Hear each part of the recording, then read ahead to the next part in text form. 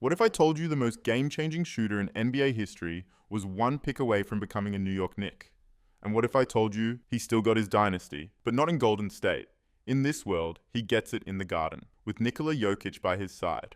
Let's rewrite basketball history. It's June 25th, 2009.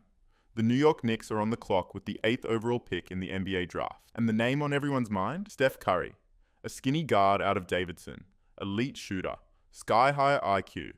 Perfect for Mike D'Antoni's offense. Knicks fans are holding their breath. But then, 2 spots before the Knicks, the Minnesota Timberwolves do the unthinkable. They take 2 point guards back-to-back, Ricky Rubio and Johnny Flynn. And with the 7th pick, the Golden State Warriors miss their shot. The Knicks pounce.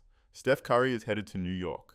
He walks into Madison Square Garden and joins a starting 5 of Steph Curry at point guard, Wilson Chandler at the 2, Danilo Gallinari at small forward, David Lee at the 4, and Al Harrington at center.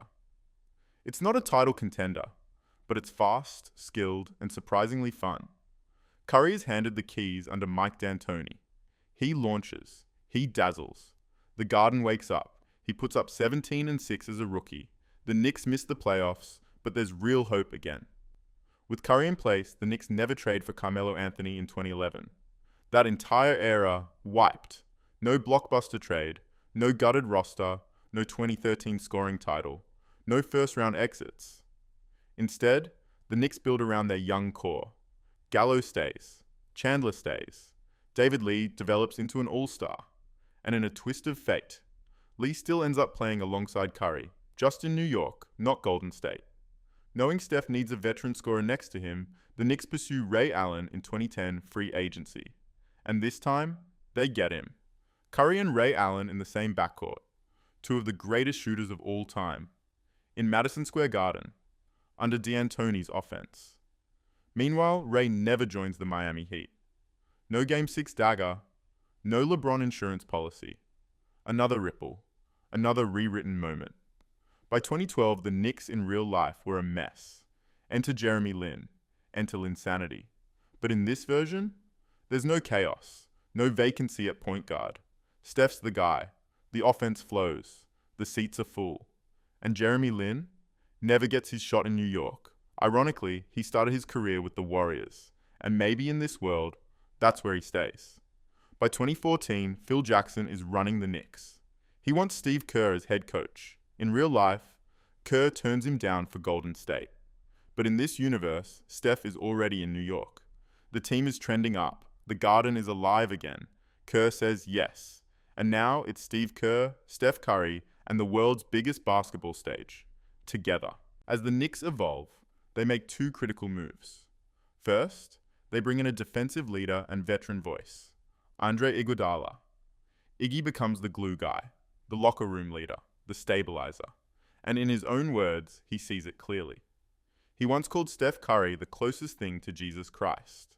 And now, he's guarding the league's best, while watching Curry turn the Garden into a church. Next, the Knicks address a key need, a big physical screen setter. They land Steven Adams. Tough, mobile, quietly brilliant. Adams and Curry develop instant chemistry, drag screens, handoffs, rim protection.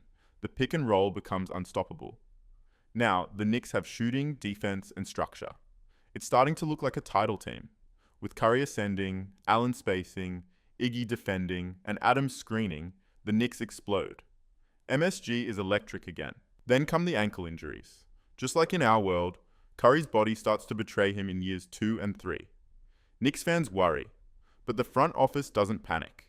They've seen how Curry thrives with a big who can pass and space the floor. David Lee has been that guy. But by 2014, Lee is aging.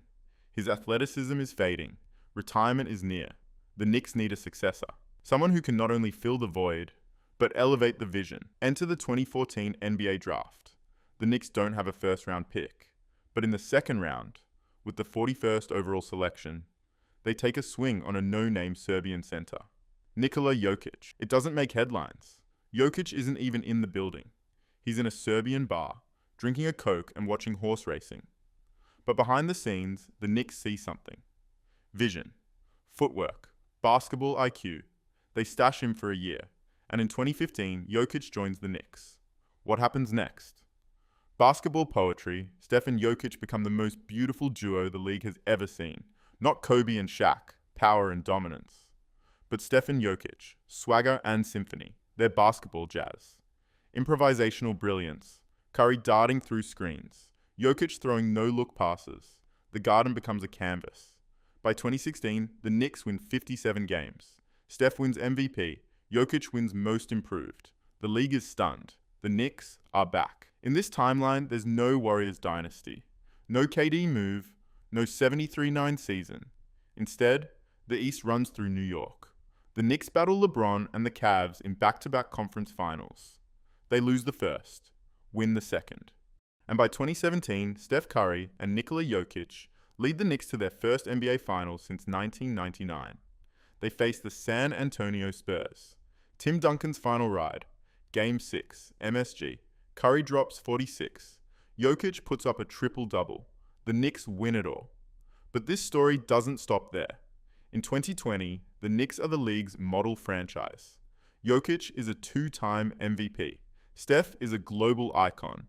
Steve Kerr is still the head coach. Steven Adams is still setting bone-crushing screens. Andre Iguodala is still doing the dirty work. And Madison Square Garden, it's the center of the basketball universe. Fast forward to 2022. Steph Curry is 34 years old. He's still got it, but the end is in sight. Late in the season, he hits a three in front of a sold-out Garden crowd. The place erupts. Why? Because with that shot, Steph passes Reggie Miller on the NBA's all-time three-point list. Reggie, the Knick killer, the man who silenced MSG time and time again. Now, his ghost is exorcised by a Knick, by Steph Curry. The crowd chants MVP.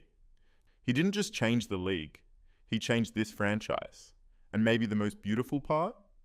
Jokic is still beside him, smiling, nodding, dapping him up, the odd couple that conquered basketball. In reality, Curry became a legend in Golden State.